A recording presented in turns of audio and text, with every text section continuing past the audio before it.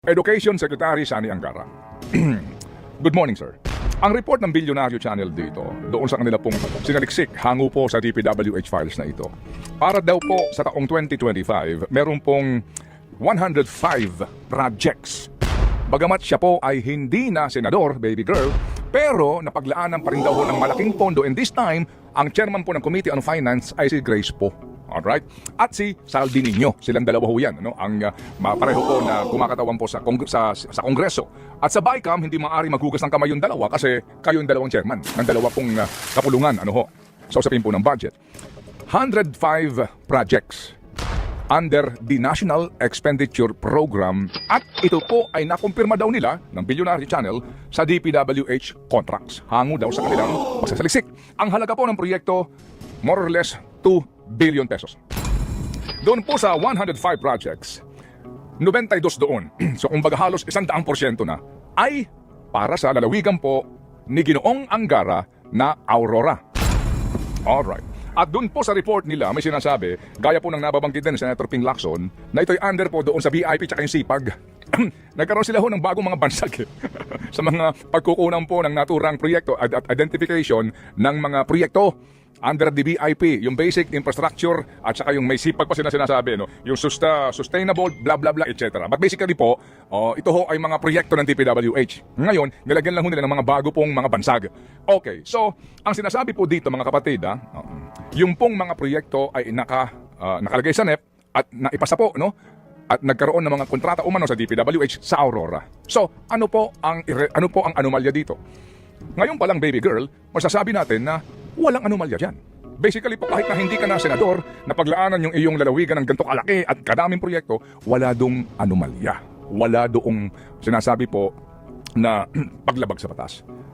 Pero, kung ito pong informasyon na ito kasama pa nung ilang pong mga nando doon sa DPWH files, ay sana nga po binigyang pansin ng ICI na iyan. November 18 pa lang pala na isumiti na sa kanila itong mga listahan ng proyektong ito.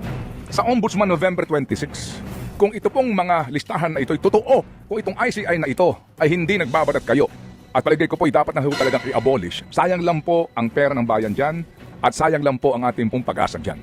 Yan po nagmimistulang clearing house nila kung sino lamang ang kanilang gustong tumbukin, with all due respect, Paskong Pasko. So ito pong mga informasyon na ito nga sana ay lead na para ho natin matumbok at malaman kung meron bang anomalya o wala, o meron ho bang paglabag sa anti-graft law o maging sa ethical standards for public officials. Sa ano hong pamamaraan halimbawa? Kasi kung wala, i-clear yung executive, i-clear ho yung nasa executive, yung pong cabinet secretary. Halimbawa. Correct. Okay. So ito hong mga proyektong ito ni Angara, proyekto po sa Aurora Province, sa ilalim umano ng pagiging proponent, no? Ikaw ho ang humingi nito umano. Wala tayong sinasabi na agad pong may anomalya, pero ito lang po sa atin. Matutumbok mo yan, girl, kung yung mga contractors doon sa mga proyekto sa Aurora ay may kaugnayan kay Angara. Yun eh. Kung yung mga proyektong ito, sino ba ang mga kontratista dito? At may koneksyon ba ito kay Sani Angara? Kaya nga po, sa mga panahong ito, kami po nagtataka pa rin kung bakit wala pa rin ginagawang paghahabol at pag-iimbita man lamang maging in the Senate.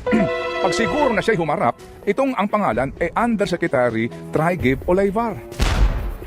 Na kung babalikan natin po ang kanya pong profile at background, binitbit pa ito ni Sani Angara hanggang sa DepEd. At meron nga pong binansagan at Angara 5. Anyway, ito pong si Trygive Olaivar ay binanggit na po ni Yusek Bernardo sa kanyang mga affidavit na may kaugnayan umano dito kay Ginoong Angara. Hanggang doon na lang po muna ako. Basahin niyo po yung laman ng affidavit at yung aligasyon doon. So ngayon, isipin mo, totoo bang gusto nilang mapanagot ang lahat ng dapat managot dito? O may pinipili lang sila? Kasi kung gusto mong lahat ay dapat managot, palagay ko, una, dapat mag-leave na si Angara bilang Education Secretary. At hayaan niyang gumulong ang malayang investigasyon kasi hanggat nandidiyang kapat nakapwesto, maaari mong gamitin ang iyong impluensya. With all due respect kay Sani. Hindi ba? Kasi dito po binabanggit nga na meron daw umanong alokasyon doon sa kanyang lalawigan, pero again, wala po doong klarong anomalya. Ito lang po sa atin dito, sino yung mga contractors noon at ano ang kaugnayan noon dito po kay Olaivar o maging kay Angara. Kung meron man. Bakit nga po hanggang ngayon wala pa rin pong patawag doon sa Olaivar? Ito ho ba'y nasa Pilipinas pa? Maging in the Senate, hindi ito inobliga. Yung Adrian Bersamin, ganun din po, hindi rin po inobliga. Bagamat nababanggit sila dito po sa mga affidavit ito. As a matter of fact, yung pong sinasabi na delivery ng halos 2 bilyon sa basement ng isang hotel sa Manila, Olaybar po ang starring doon, di ba? And so with Bersamin. Pero nung ipatawag nila at ipaharap nila at mapakinggan natin ang kanilang sagot sa mga bintang na ito. Bukas mo ang aming programa, kay Ginoong Olaybar o kay Adrian Bersamin at kay Ginoong Angara sa ating pinag-uusapan ngayon. Kung totoo na gusto mong malaman at malantad ang katotohanan at mapanagot lahat.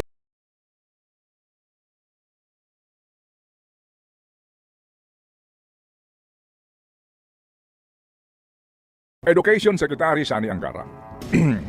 Good morning, sir. Ang report ng Bilyonaryo Channel dito, doon sa kanila pong sinaliksik hango po sa DPWH files na ito. Para daw po sa taong 2025, meron pong 105 projects. Bagamat siya po ay hindi na senador, baby girl, pero napaglaanan pa rin daw ng malaking pondo, and this time, ang chairman po ng Committee on Finance ay si Grace po. Alright?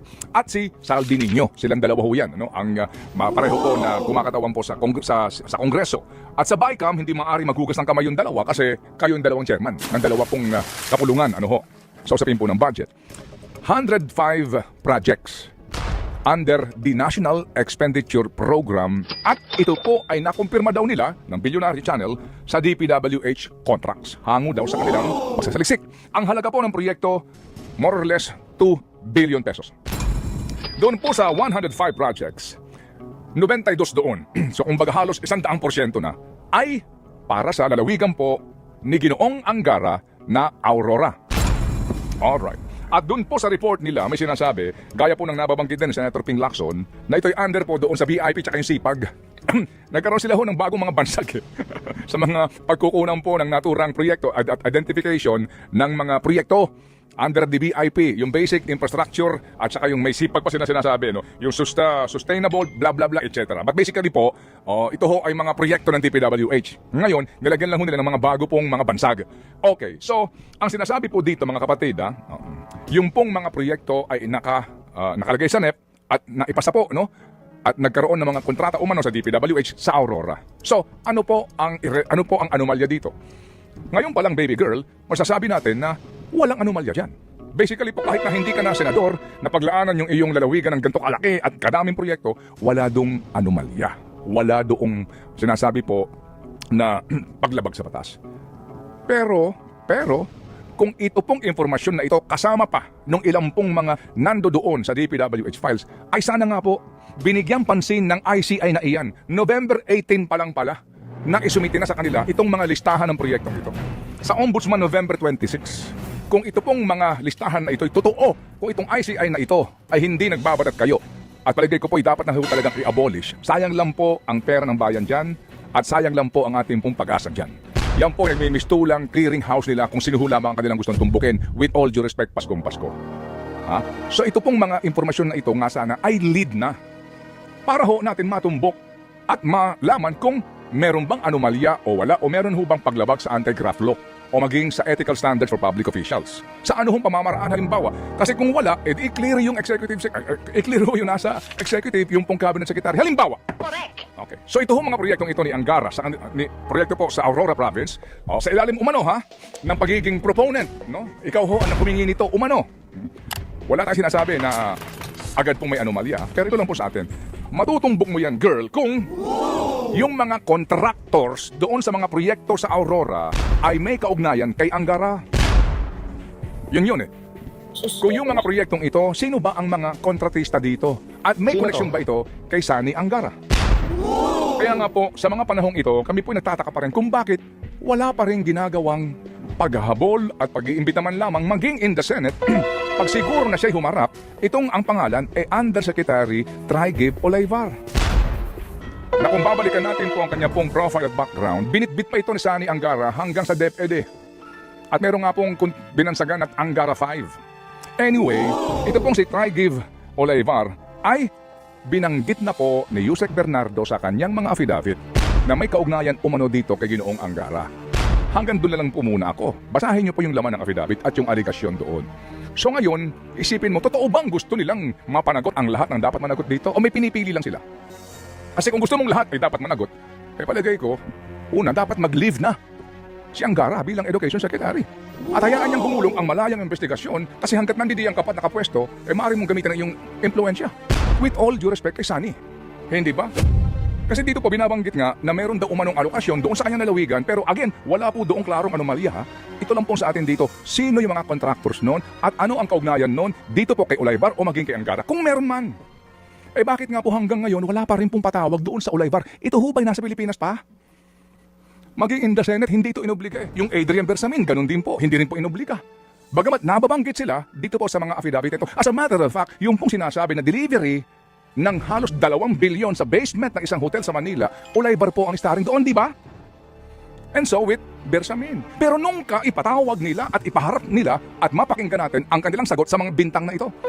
Bukas po ang aming programa kay Ginoong Ulaybar o kay Adrian Bersamin at kay Ginoong Angara sa ating pinag-uusapan ngayon. Kung totoo na gusto mong malaman at marantag ang katotohanan at mapanagot lahat.